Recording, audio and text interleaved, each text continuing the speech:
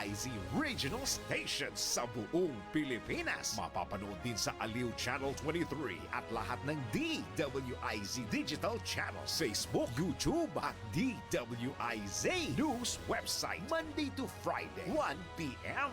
DWIZ Network News. Nagbabalita, naglilingkod sa lahat ng Pilipino. Aliw Broadcasting Corporation. Noon hanggang ngayon, 73 taon sa dagupan. 89.3 DWIZ. Nagbabalita ng tama, naglilingkod ng tama. Todo Balita, Lunes hanggang Sabado dito sa DWIZ-FM 89.3 News Radio Dagupan.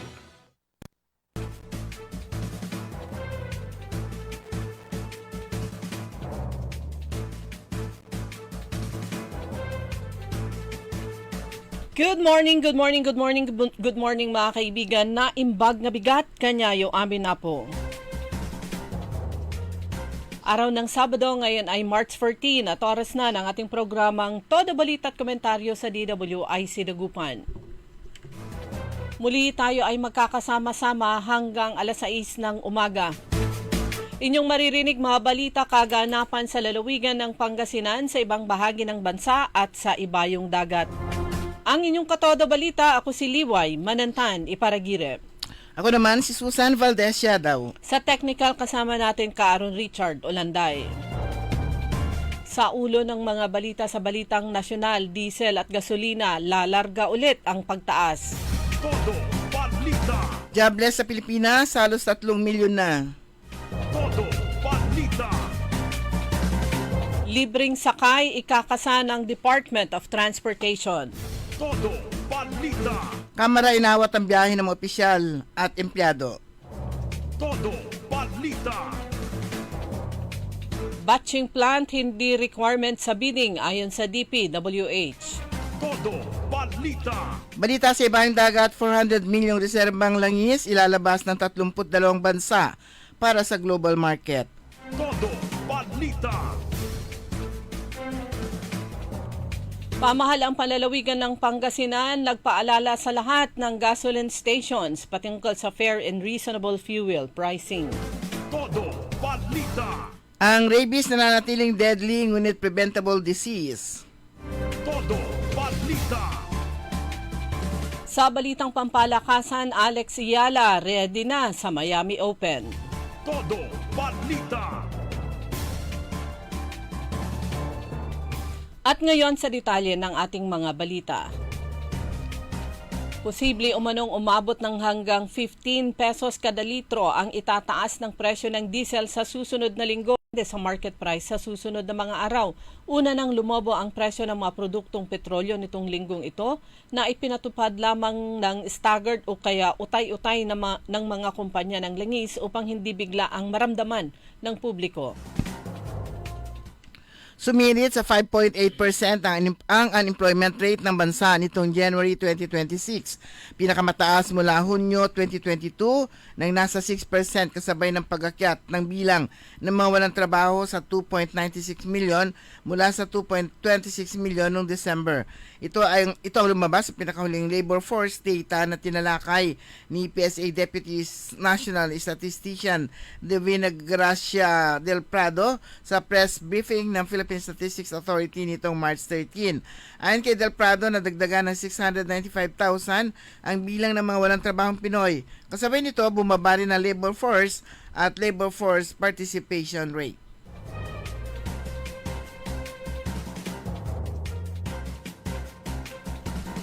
Ikinakasana ng Department of Transportation na magbigay ng libreng sakay para sa mga commuters na maaapektuhan ng pagtaas ng presyo ng petrolyo.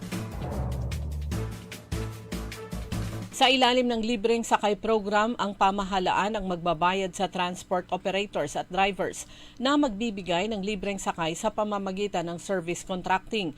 Ilulunsad ang programa sa buong bansa. Sa sandaling mailabas ng Department of Budget and Management ang special allotment release order para dito. Kasunod nito ay naglaan ang DOTR ng 2.5 billion pesos na alokasyon para sa kanilang posibleng fuel subsidy program para sa mga transport drivers. Ayon kay Transportation Secretary Giovanni Lopez, ang subsidy fund ay ilalabas ng DOTR sakaling ang global oil prices ay umabot ng hanggang $80 kada bariles. Hindi lamang ang work arrangement ng Kamara de Representantes sa Batasan Complex ang tinamaan ang gagawin nitong pagtitipid bunsod ng mataas na presyo ng petrolyo, kundi maging ang mga biyahe ng mga opisyal at empleyado nito.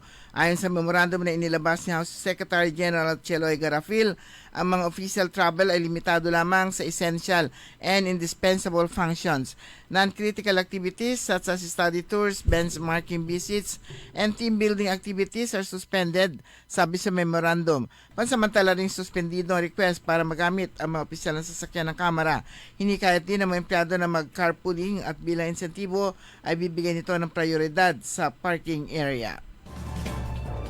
Ipinaliwanag ni Public Works Secretary Vince Dizon na hindi nakasama ang batching plant bilang requirement sa mga construction company na nais sumali sa bidding process sa mga proyekto ng DPWH. Ito ang paglilinaw ni Secretary Dizon hinggil sa patuloy na pagkokonsidera ng Baguio City District Engineering Office ng DPWH na dapat ay may batching plant ang isang kontraktor para makasali sa bidding ng DPWH sa Baguio City. Sa press conference, sinabi ni Dizon na hindi na requirement ang batching plant. Ito'y para mabigyang pagkakataon ang lahat ng mga kontraktor na makasali sa bidding sa mga proyekto ng DPWH at mawala ang agam-agam na may pinapanigang kontraktor, maglaho ang favoritism, at magkaroon ng patas na at reasonabling oportunidad ang lahat ng bidders na makasali. Ibinunyag ng Ombudsman Jesus Crispin Boying Rimulya na ayon sa intelligence report, isa sa malarawan ay sinumiti ng 18 ex-Marines ay nangyari noong panahon ni dating House Speaker Lord Alan Velasco. Si Velasco ay nasilbi bilang House Speaker ng 18th Congress noong panahon ni dating Pangulong Rodrigo Digong Duterte. Sinabi ni Rimulya na nagpapakita ito ng manipulation of facts para palabasin ang umano'y paghatid ng pera ay ginawa sa panahon ng panunungkulan ni Pangulong Ferdinand Bongbong Marcos Jr.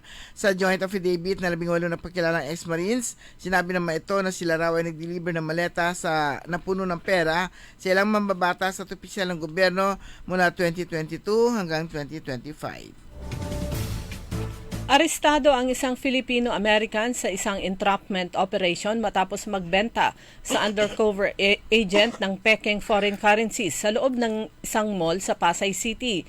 Nakumpiska sa suspect na pinangalanan ang peking dollar bills, Malaysian ringgit at American federal bonds na umabot sa $200 million, katumbas ng 12 billion pesos sa operasyon na isinagawa noong March 11. Sa isinagawang pulong balitaan, iprinisenta sa media ng National Bureau of Investigation sa pangunguna ni NBI Director Melvin Matibag ang suspect na ipinaghaharap ng reklamong illegal possession and use of false treasury or banknotes at other instruments sa paglabag sa Article 168 ng Revised Penal Code. Nakumpirma ng NBI ang iligal na gawain matapos ang masusing pagmamanman sa loob ng 3 buwan at ilang test buy operations laban sa suspect. Inihayag ni Vice President Sara Duterte na ang hakbang ni Akbayan Party List Representative Shel Jokno na humingi ng supina sa impeachment proceedings ay patunay lamang na walang sapat na ebidensya laban sa kanya kundi mamimingwit pa. Media outlets have recently published what is described as a letter from Representative Jokno filed before the House Committee on Justice seeking the issuance of subpoenas to obtain additional documents and records in connection with the impeachment complaints against me, sabi ni Sara. Anya pa, ang finding of sufficiency in substance ng Committee on Justice ay nangangahulugang ang mga aligasyon sa reklamo ay dapat may katibayan. Hindi raw maaaring magsagawa ng investigasyon ng committee para maghanap ng ebidensya upang suportahan ang mga akusasyon. Kung gagawin ito, tinawag niyang ikatlong fishing expedition ito ng Kamara de Representantes. Inatasan ni Philippine National Police Chief Police General Jose Nartates Jr. ang mga commander ng territorial units na makipag-ugnayan sa mga ahensya ng pamahalaan kaugnay ng pamamahagi ng fuel subsidy para sa mga drivers at operators na naapektuhan ng pagtaas ng presyo ng langis. Bagamat karaniwang ipinamamahagi ang subsidy sa pamamagitan ng fuel subsidy cards, may ilang pagkakataon na mano-manong ibinibigay ang ayuda lalo na sa mga lalawigan. Ayon kay Nartates, mahalagang magkaroon ng maayos na koordinasyon para maihanda ang lahat ng kinakailangang hakbang sa seguridad para matiyak ang mabilis, maayos at organisadong pamamahagi ng tulong pinansyal. Nitong Miyerkules, inanunsyo ng Department of Transportation ang pamamahagi ng fuel subsidy na magkakahalaga ng 5,000 pesos simula sa susunod na linggo. Ang unang yugto ng pamamahagi ay gagawin sa Metro Manila na susundan ng mga lalawigan. Ikinukonsidera ng Malacanang si dating Presidential Spokesperson Edwin Lacerda na pumalit kay Department of Information and Communications Technology Secretary Henry Aguda ayon sa online news Politico. Base sa scooper ng Politico, tinatalakay na umano ang pagtanggal kay Ayuda o kay Aguda kung saan kinakaliskisan na ang mga posibleng magiging successor. Bukod kay Lacerda, ang iba pang nasa shortlist umano ay sina DICT Undersecretary David Almirol at Renato Aboy Paraiso, ang head ng Cybercrime Investigation and Coordinating Center. Idineklara ng Malacanang ang March 20 bilang regular holiday sa buong bansa para sa pagdiriwang ng Eid-el-Fitr. Ginawa ang anunsyo habang nakibahagi si Pangulong Ferdinand Marcos Jr. sa Grand Iftar sa Malacanang kasama ang mga miyembro ng komunidad ng mga Muslim at iba pang lider mula sa iba't ibang panig ng bansa. Muli ring pinagtibay ng pamahalaan ang paggalang nito sa mga tradisyon at mahalagang ambag ng mga Muslim na Pilipino. Kinilala sa deklarasyon ang kahalagahan ng Eid-el-Fitr na hudyat ng pagtatapos ng banal na buwan ng Ramadan, isang panahon na inilaan sa panalangin, pagninilay-nilay at pag-aayuno. Sa ating balita sa ibaong dagat, maglalabas ang 32 bansa kabilang ang Japan ng nasa 400 milyong bariles na nakaimbak na langis upang madagdagan ng supply sa pandaigdigang merkado. Ayon sa International Energy Agency o IEA, ginawang hakbang sa gitna ng pangamba sa supply na langis dulot ng digmaan sa Middle East. Gayunman, hindi pa rin kumbinsido ang ilang namumuhunan ang mamumuhunan sa epekto nito. Umabot sa mahigit $100 kada bariles ang presyo ng Brent crude sa Asian trading. Mula sa $90 noong nakarang araw, bumaba rin sa 1.54% ng stock market ng Nikkei 225 habang humina ang yen laban sa dolyar. Ayon kay IEA Executive Director Faith Birol, hindi pa nararanasan sa ganitong laki ang hamon sa merkado ng langis kaya kailangan ng sabayang aksyon ng maraming bansa. Tinatayang higit sa 100 milyong bariles na langis ang kinukonsumo sa buong mundo bawat araw. Ang planong pagpapalabas ng 400 milyong bariles ay katumbas ng halos 4 na araw na pandaigdigang demand. Bago ang anunsyo ng IEA, sinabi ni Sanay Takichi na maglalabas ang Japan ng 80 milyong bariles ng reserbang langis na katumbas ng 45 na araw na konsumo ng bansa na siyang pinakamalaki nitong pagpapalabas ng stockpile. Kabilang din dito 15 araw na supply mula sa pribadong reserba. Lumaka naman tayo sa mga balitang lokal. Ang pamahalaang panlalawigan ng Pangasinan sa pamumuno ni Governor Ramon Gico III ay nagpaalala sa lahat ng mga gasoline stations na sumunod sa fair and reasonable fuel pricing. Layunin nito na protektahan ang mga mamimili laban sa labis na paniningil sa presyo ng petrolyo. Hinihikayat ang publiko na i-report ang anumang gasoline station na nagbibenta ng sobrang taas na presyo. Ito ay i-report sa Consumer Welfare and Promotion Office o kaya maaring gamitin ang eGovPH app para sa mga hinaing. Katuwang ang mga opisyal ng pamahalang panlalawigan at LGU Bulinaw, pinangunahan ni Governor Ramon Gico III ang groundbreaking ceremony para sa bagong Bulinaw Community Hospital sa Barangay Liwa-Liwa, Bulinaw, Pangasinan. Mula sa dating 25-bed capacity ng Bulinaw Community Hospital sa Barangay Sampaloc, mas palalawakin ang serbisyong pangkalusugan sa pamamagitan ng 3-story na hospital na magkakaroon ng 64-bed capacity at mga modernong kagamitan. Malaki hakbang ito upang matiyak ang mabilis, dekalidad at mas malawak ang serbisyong pangkalusugan para sa mga residente sa Western Pangasinan. Sa bayan ng Mapandan, meron namang sorpresa ang lokal na pamahalaan. Ito ay binansagan nilang pinakamakulay at pinakamainit na selebrasyon sa kanilang bayan. Ang Mapandan ay magliliyab sa galing, ganda at talento sa Pandan Festival Grand Street Dancing. Ito ay magaganap sa ika-21 noong Marso. Magsisimula ang parada sa Nilumbot Elementary School hanggang sa harap ng munisipyo. Mula Ilocos hanggang Nueva Ecija, daragsa ang mga pinakamahusay na mananayaw upang ipakita ang kanilang kahanghangang galaw, makukulay na kusuotan at nakakayanig na tugtog ng drums. Isang engranding paradas ng kultura, sining at pagkakaisa ang masasaksiyan sa kalsada ng Mapandan ayon sa lokal na pamahalaan. Super enjoy ang mga chikiting sa ginanap na Children's Magical Experience kung saan tampok ang mga kahangahangang acrobat performances na nagatid ng saya maging sa kanilang mga magulang at mga bisita na lungsod. Ang naturang gawain na pinangasiwaan ng City Social Welfare and Development Office ay bahagi pa rin ng pagdiriwang ng 100 Islands Festival 2026 na naglalayong magbigay ng aliw at di malilimutang karanasan para sa mga batang Alaminian. Samantala, 2 pang mahalagang infrastructure projects ang binasbasan at formal na binuksan kahapon. Ito ay ang road concreting sa Barangay San Antonio at multipurpose gym at asphalt paving project sa Barangay Polo. Pinangunahan ni First District Congressman Arthur Celeste ang ribbon cutting at blessing ceremony kasama ang mga opisyal ng mamamayan ng mga naturang barangay na lubos na nagpasalamat sa patuloy na pagsisikap ng lokal na pamahalang lungsod ng Alaminos sa pagkikipagtulungan ng Office of First District Representative na may sakatuparan ang proyektong malaki ang pakinabang ng mga komunidad at nagtataguyod ng kapakanan ng bawat Alaminian.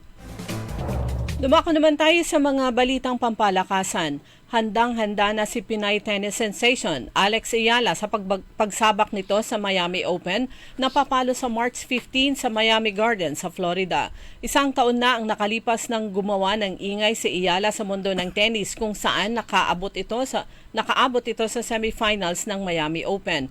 Ito ang nagbukas ng pintuan kay Ayala upang umangat ito ng husto sa WTA Tour. Kasalukuyan itong nasa number 32 sa world rankings at inaasahang papasok sa number 28 sa oras na ilabas ang bagong WTA rankings sa susunod na linggo.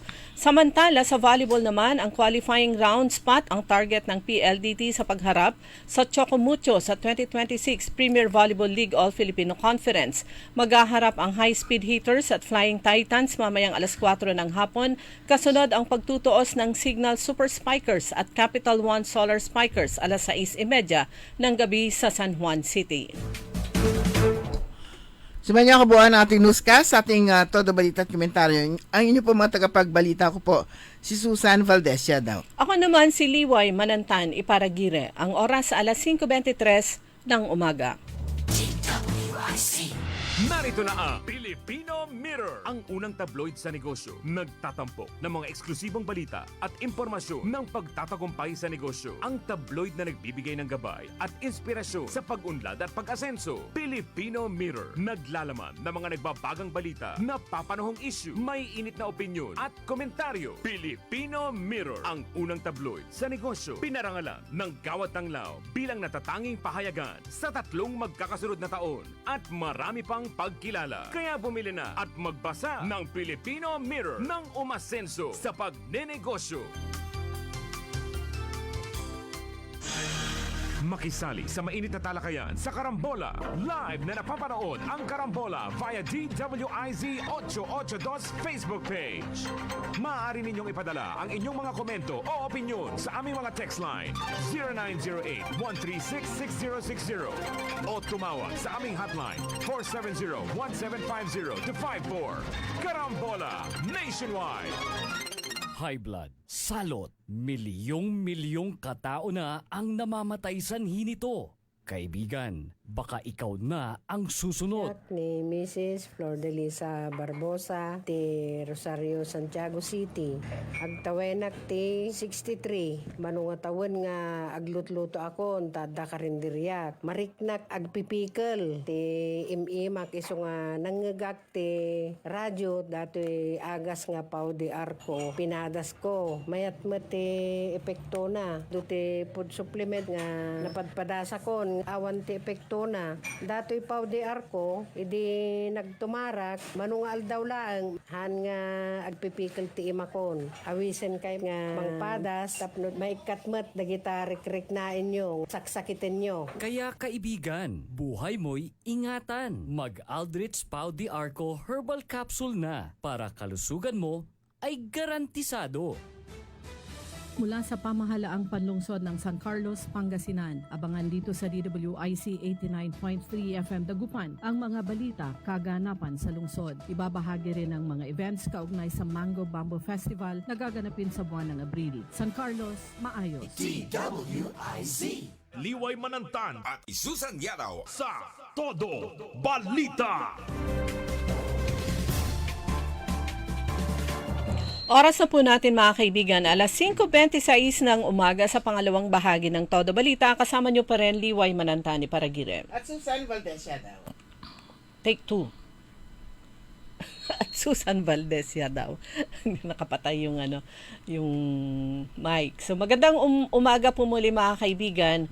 Biglang nag-pop up dito eh. Today is the birthday of Happy Birthday Kanto. Pero syempre matagal na siyang pumanaw ang aking best friend. March 14 ang kanyang kaarawan. Pero syempre, mga kaibigan, kayo pa rin po ay nakikinig sa Todo Balita at napakalamig kagabi hanggang ngayon. Malamig sa labas. Ito na yung pinakamalamig sa etong buwan ng Abril. Abril na ba? Di ba Marso lang? Ay Marso, buwan ng Marso at saka sana diretso pang ganyan, no? Kasi siguradong pag nawala yung lamig, Oo. sobrang Pero init. nung mga nakalipas na araw, nag-39, nagpo-40 na tayo eh. Yung heat index. Tapos balik sa lamig. Pero, yun nga, sabi mo nga, sana tumagal. Kasi itong panahon na to dati, di ba, pag pumasok ng buwan ng Marso, sumaniit ay putang. Pero ito ngayon, talagang masarap matulog. Oo. Masarap yung nararamdaman mo. Kaya, welcome pa itong ganitong weather. Although umuulan pa minsan-minsan sa gabi. Yan, malamig naman ang epekto nito sa kinabukasan, sa magdamag at saka hanggang kinabukasan.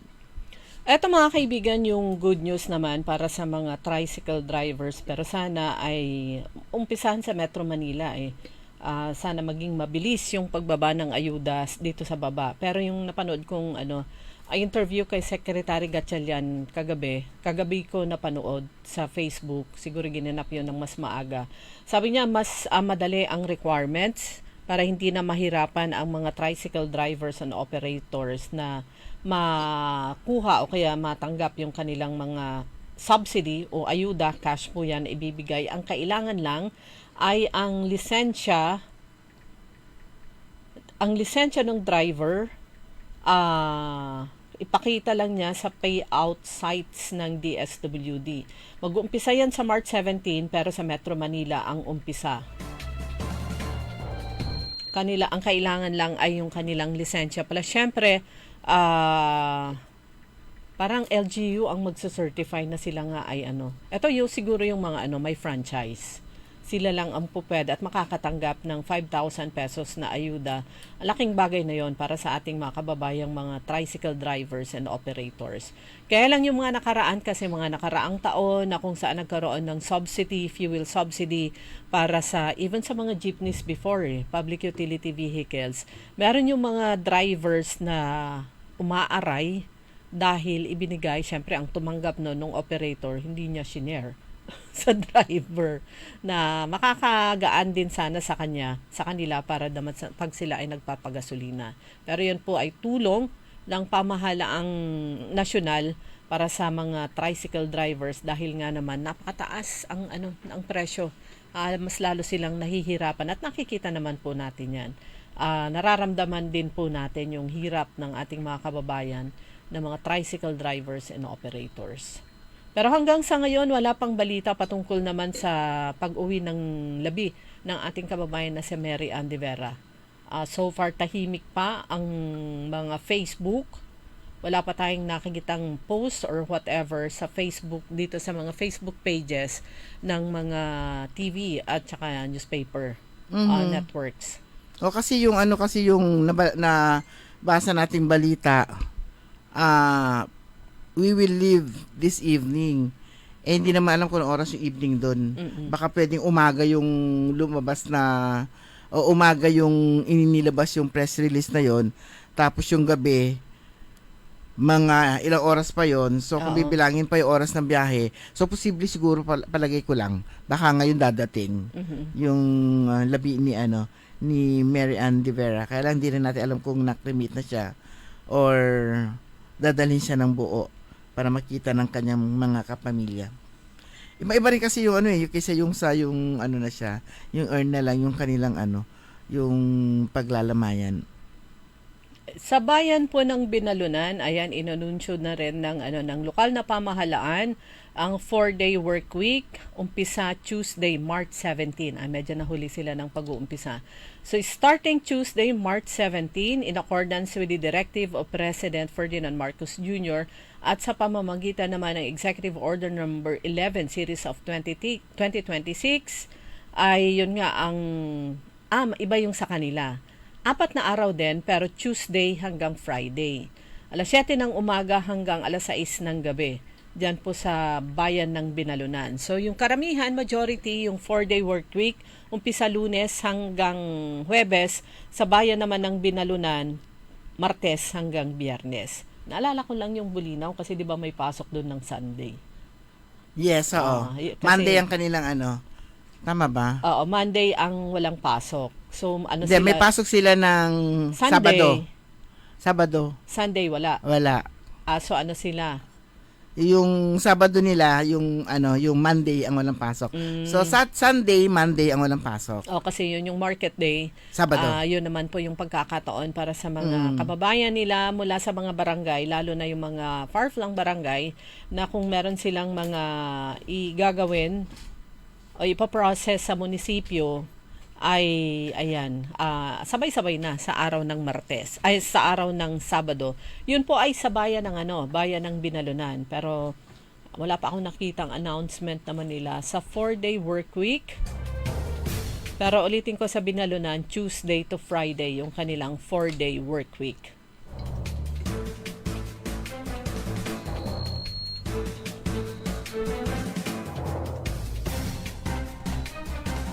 Okay, kahapon dumating dito sa lungsod ng Dagupan ang party list representative mula sa Sagip Party List, si Congressman Marcoleta. Ayan yung napapanood natin sa telebisyon pag may mga deliberasyon sa House o sa Kongreso o kaya sa mga interview.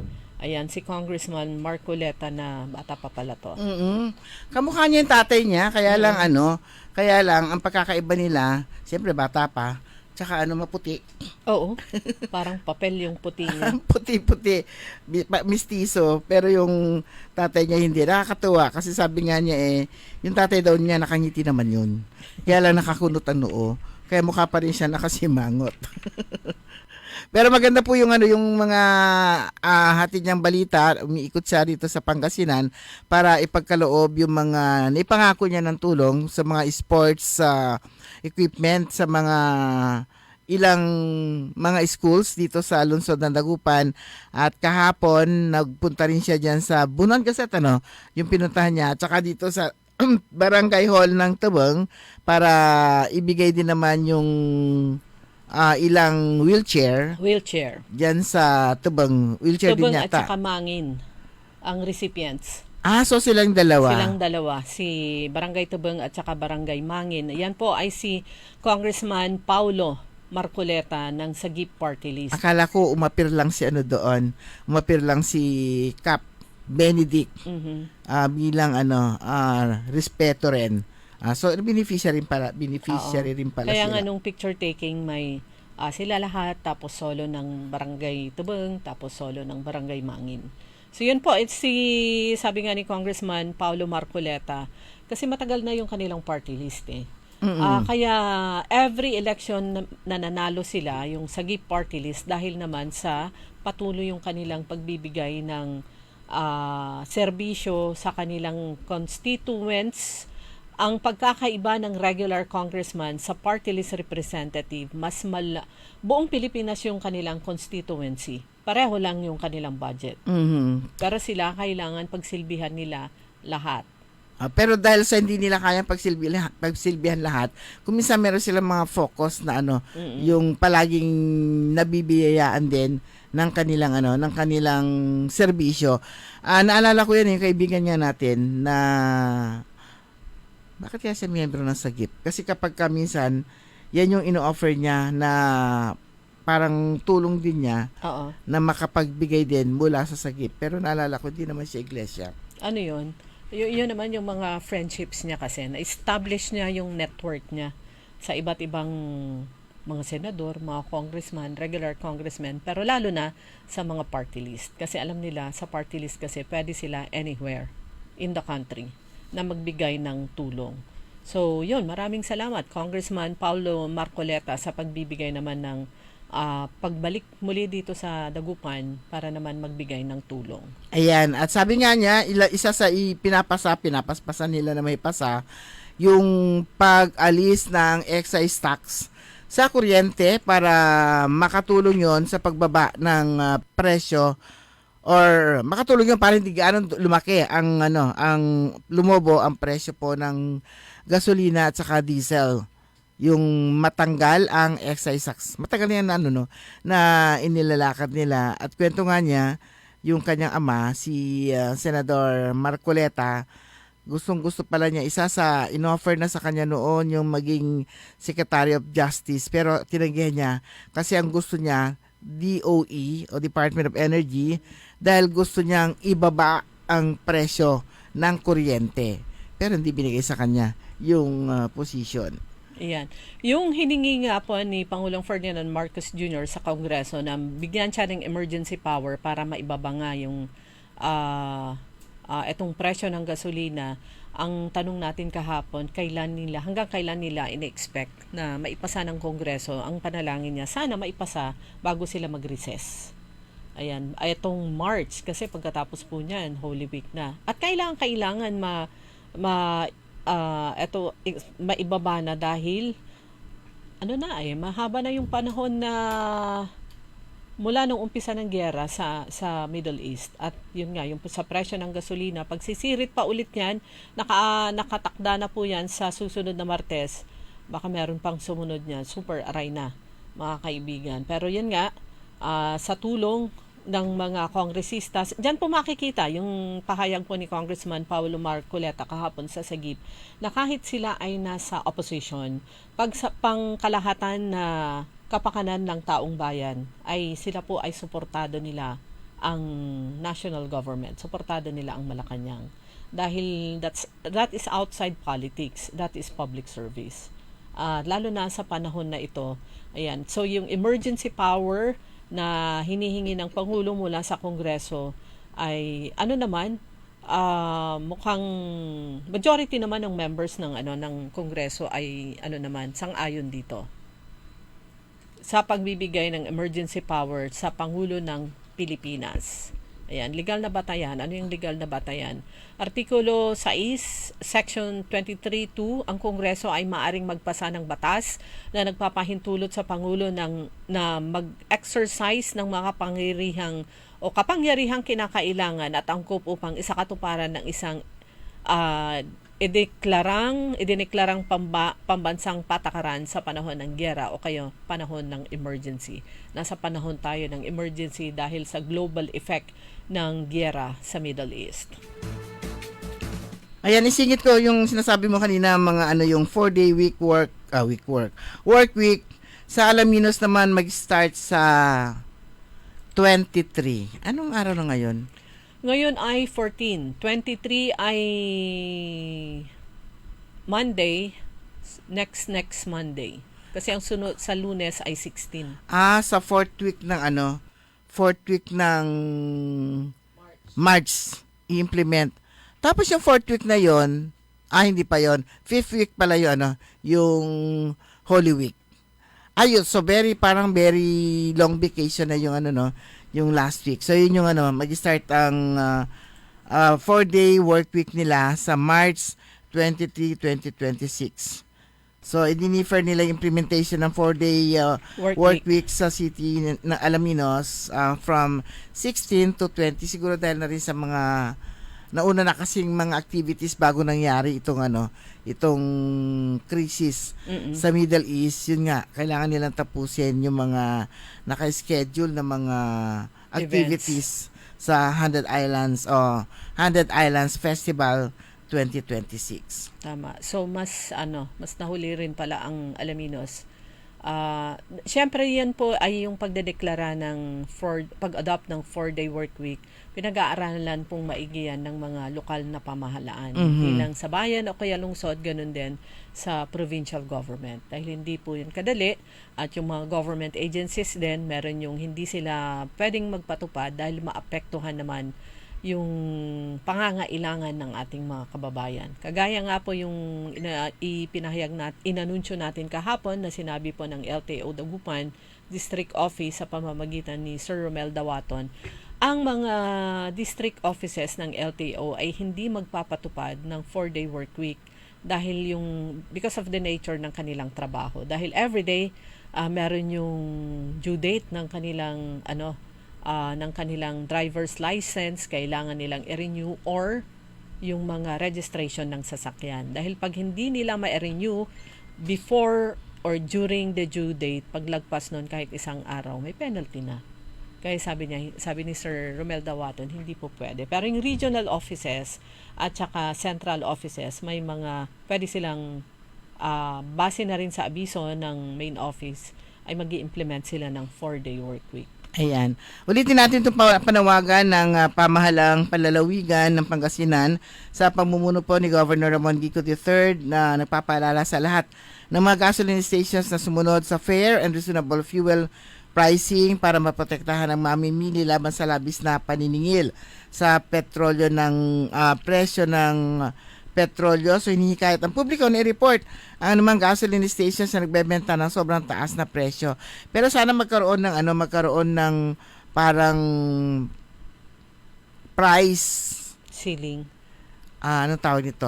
Parang at least alam natin yung presyo ng langis kasi hindi mo naman alam kung sobrang taas na yon o hindi o yun talaga yung presyo. Naglabas naman ang Department of Energy ng price anong tawag doon, from this amount to the maximum.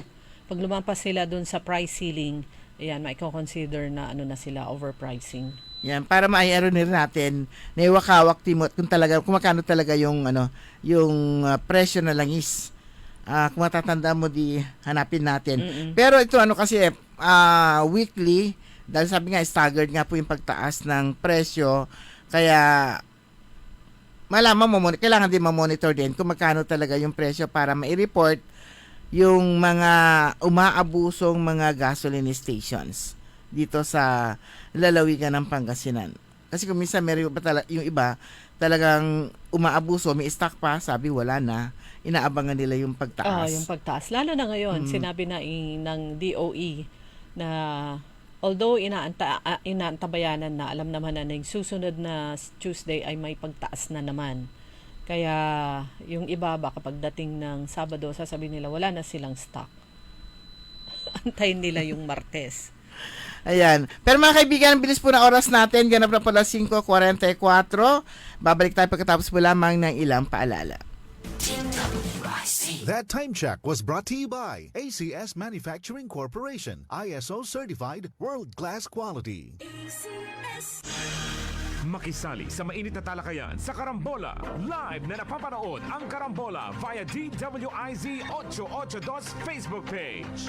Maaari ninyong ipadala ang inyong mga komento o opinion sa aming mga text line 0908-136-6060 o tumawag sa aming hotline 470-1750-54. Karambola Nationwide!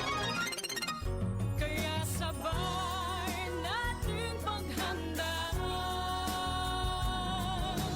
ang kinabukasan. Vision Life, maaasahan mo tapat ako sa aking pangako.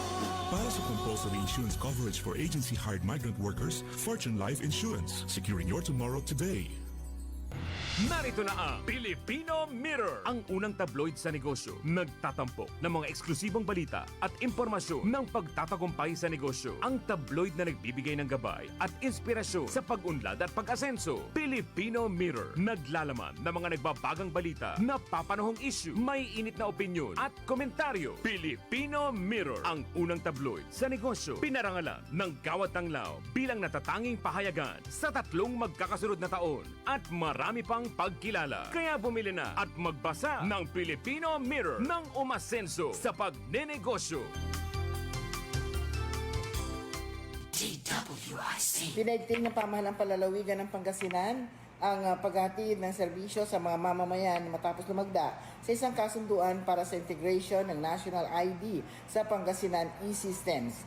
Nilagdaan ni na Governor Ramon Vico III at Attorney Sheila de Guzman, ang Regional Director ng Philippine Statistics Authority, ang kasunduan sa ginanap na ceremonial signing na naglalayong pag-isahin ng mga datos ng iba't ibang ahensya upang maging mas maayos, sistematiko at mabilis ang paghatid ng serbisyo sa mga Pangasinense. Partikular natututukan ang integration ng sektor ng kalusugan na isa sa mga pangunahing prioridad ng pamahalang palalawigan. Ayon kay Governor Vico, malaking tulong sa mga mamamayan ang maagap na pagtugon ng PSA sa pagsama ng mga sistema ng datos. Sa pamamagitan nito, mas mapapabilis na rin ang pagproseso ng mga dokumento tulad ng birth certificate, marriage certificate, certificate of no marriage o CNOMAR, death certificate at iba pang serbisyo kinakailangan mula sa Philippine Statistics Authority. Planong ilagay ang isang tanggapan sa bayan ng Binalonan upang magsilbi sa Eastern Pangasinan habang pinag-aaralan pa ang mas accessible na lokasyon para naman sa Western Pangasinan. Sa buong bansa, ikalawa pa lamang ang Pangasinan na nakapag-integrate ng National ID Authentication Services sa kanyang Pangasinan e-Systems para sa management ng mga serbisyong pangkalusugan kung kaya't tumanggap ng pagkilala mula sa PSA ang Pangasinan.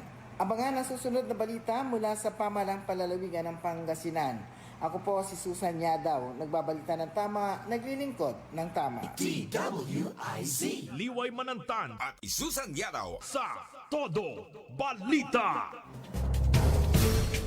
Oras na po mga kaibigan, alas 5:47 na po ng umaga at meron pong advisory dito, Sinpelco Power Advisory, magkakaroon ng power service interruption. Bahagi po ito ng schedule, actually nag-umpisa noong March 9 sa iba't ibang lugar hanggang March 15, itong schedule nila. So for today, March 14, Sabado, alas 9 ng umaga hanggang alas 5 ng hapon, ang affected area ay bahagi lang ng Lingayen, Bugalyon. Ito yung sa Lingayen, Barangay Lasip, at sa Bugalyon naman ay Barangay Pangaskasan. Yan po ay 9 a.m. to 5 p.m. At yung isang lugar naman, alas 8 ng umaga hanggang alas 4 ng hapon, ang affected area ay Barangay Bacabak West sa Bugalyon. Yun lang po. At sa meron pa pala, 14, alas 8 ng umaga hanggang alas 12 ng tanghali. Ang affected naman ay bahagi ng Barangay Banawan at bahagi ng Binalay sa Malasiki. At yung isa pa, letter J, alauna ng hapon hanggang alas 5 ng hapon, ang affected naman ay Barangay Viado sa bayan ng Malasiki. At yung pinakahuli, alas 8 ng umaga hanggang alas 5 ng hapon, sa bahagi ng Urbistondo, mga term Piswak, Dike at Angatel Sitio, Riverside. At saka Purok 7 sa Lavante, sa Lavante, bahagi ng Urbistondo at mga term ayon sa Central Pangasinan Electric Cooperative, at ang purpose naman ay right-of-way clearing. Andyan na rin yung installation ng intermediate pole at iba pa. Kahapon naman nagkaroon ng press conference ang grupo ng hindi naman sa bed box parang may box siya. Hindi ko maalala kung ano yun. Wala. Pero parang box. O sige. yung ano na lang, magsasagawa sila ng circus, Euro Extreme. Kaya nga kahapon, ano ba yan? Sabi nga magmumotorsiklo, so kung ano yung ini-imagine natin. So doon sa press conference nosebleed kami kasi yung mga nasa panel merong British, Ayan, mga foreigners merong mga taga-Ecuador, so iba't ibang yung kanilang mga performers. At hindi sila marunong na English, so yung kanilang translator naman halos hirap mo ring maintindihan kasi mabilis naman yung kanyang accent naman iba rin. Pero yung si Kenneth Lee, Chinese naman siya, yun, para siyang Pilipino na mag-English. So yun yung kanyang malinaw. March 18 hanggang April 26 mapapanood World Class Circus, ito yung Euro Extreme.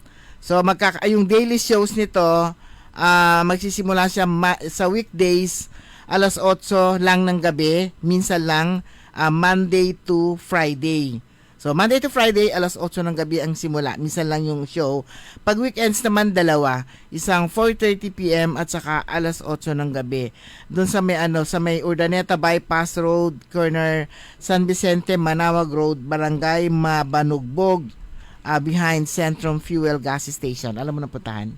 Oo, na-imagine ko na yung yung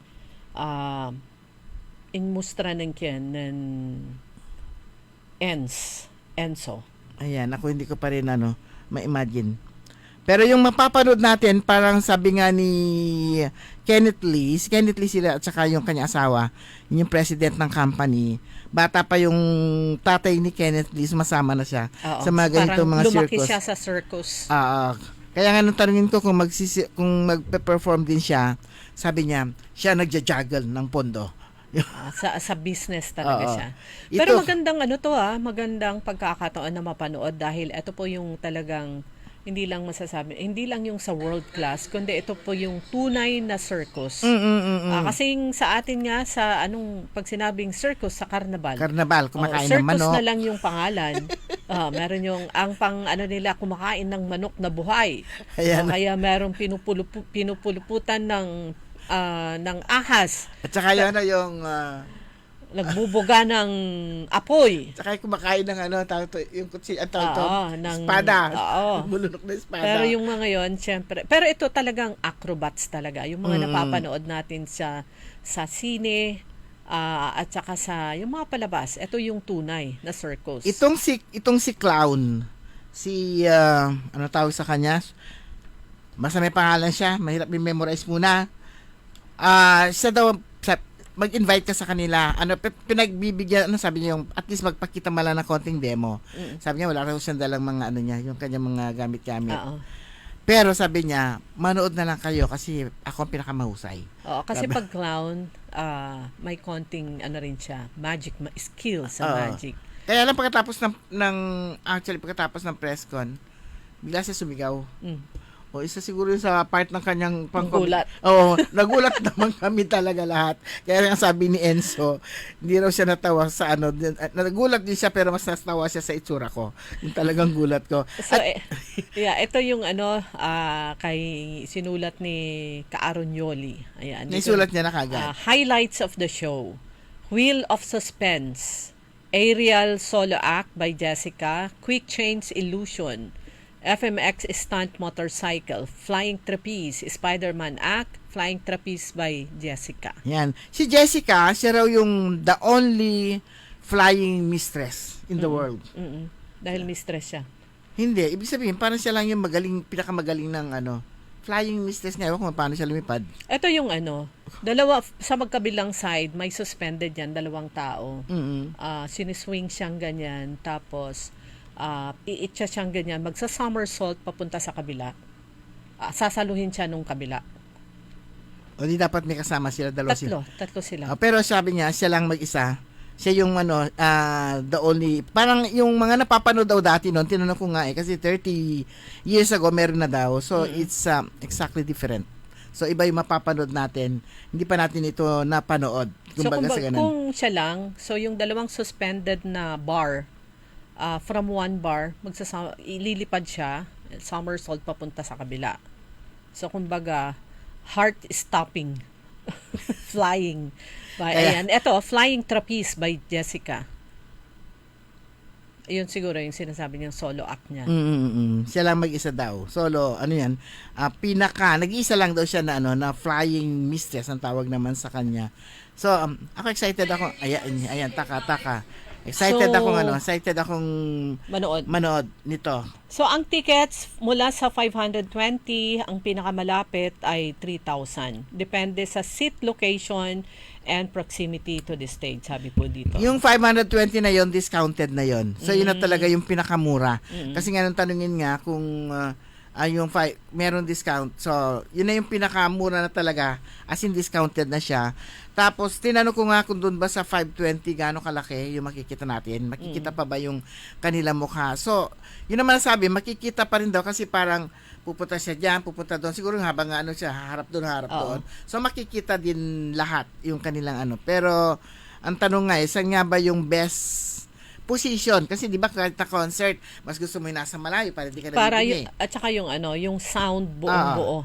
Pero sabi maski iba-iba pa rin daw yung nasa harap ka kasi nakita-kita mo yung kanilang yung acts talaga na ginagawa nila. Pero yung kahit na nandun ka sa may do sa worth na 520, kita mo naman kita mo buong-buo pa rin. rin daw. Oo, nakita pa rin na buong buo. So, ito pong Euro Extreme Circus sa Urdaneta City, yun nga po, March 18 hanggang 26, Tuesdays to Sundays. Pero syempre, sa Holy Week, wala. Wala. At ang niya, expected crowd niya, ang capacity daw nung area ay 1,003. Pero i-maintain lang nila sa 1,201 para hindi siksikan. Para komportable din yung mga manonood. Ayun, ang pangalan pala ni Ecuador ay ni Chupetin. Chupetin si yung kanilang yung kanilang clown. Parang 27 years na rin siyang 27 years na rin siyang clown. Yan, yung mga lumaki sa ganyang trabaho, circus, at pumupunta sa iba't ibang bansa. Maganda to at least malapit na sa atin. Yun nga, yung tunay na circus performance. Ayan, bali 5 weeks silang magstay dito sa Pangasinan. So, kung di kayo makapunta sa first day, second day, third day, fourth day, maraming maraming pagkakataon. Mura na yun kasi kung di ba nanonood tayo sa Manila ng na yung tawag doon? Theater. Chetro. Di ba ang mahal ng Chetro? Ito ibang experience naman ito na sa worth 500 plus lang, 520 or 600 actually yon. Yung pinakamababa, yung presyo nun, pag na siya, discounted na siya, 520. Sa 600 ka muna, makakapanood ka ng ganitong klase ng circus. Na hindi ka na kailangan pumunta pa sa ibang bansa. Ayan. Para makapanood lang. Pwede kayong pumili ng date na swak sa inyong sa inyong schedule dahil po ito, March 18 next week Wednesday ang umpisa hanggang na yon, April 26. Ayan, Urdaneta Bypass Road, corner San Vicente, Manawag Road. Ayan. Kita-kits po tayo doon. Kasi mura lang naman. Kapresyo lang, sabi nga, hindi na siya nalalayo sa sine. Kasi yung sine ay nasa 350 and above. O, di ba? Ang taas na. At saka, pelikula yung mapapanood nyo. Ito naman, maraming performers. Oo. Ilan na sabi? 28 or 13? At yun nga, yung napapanood lang natin o kaya nababasa lang natin. Yung sa motorcycle, may mga ganyang eksena sa pelikula pero yun yung bakbakan. Mamaya may namatay na. May mga stuntman nila doon. Ayan. So, excited tayo dito. Pero ang bilis po ng oras natin. 5:59 na. Good morning kay Sir Roberto Nimer. Ganun din kay Lynn Coronel, Romulo Espinosa, Ernesto Musada, kay Ma'am Sherin Cabinta. Good morning. Tristan Wyatt, Rodel Edadis, Saldi Kalimlim Daduya, Glory Sanchez Marambe, Randy Manawis, kay Achikora Aquino at Kuya Marjan sa Tubong, and Kaaron Gracielda Matro, at syempre yung Barangay Tubong family. Si Nanay Dading, good morning. At saka Mama Tayong Tropa, Kuya Polly, si JR, at saka si Jerome, at saka si Yaya. Sino na yung sa Bugalyon? Si Bentong. Ayan, si Bentong. At syempre sa lahat po ng mga suki ng DWIC, yung mga pare na nakatutok po, nakikinig sa from Todo Balita to Early in the Morning at saka ibang programa sa DWIC. Magandang umaga po. Ayan. So mga kaibigan, wala na po tayong sapat na oras. Ang tabayanan po ninyo, susunod agad. Early in the Morning, makasama po ninyo si Karen Orly Navarro, programang Todo Balita at Komentaryo. Kami po niya nakasama sa technical side, si Richard Ulanday. Ako po si Liway Manantan Iparagire. Ako naman si Susan Valdez Yadaw. Magandang umaga po sa inyo lahat. Sumainyo ang Todo Balita, Lunes hanggang Sabado, dito sa DWIZ-FM 89.3 News Radio Dagupan. Nagbabalita.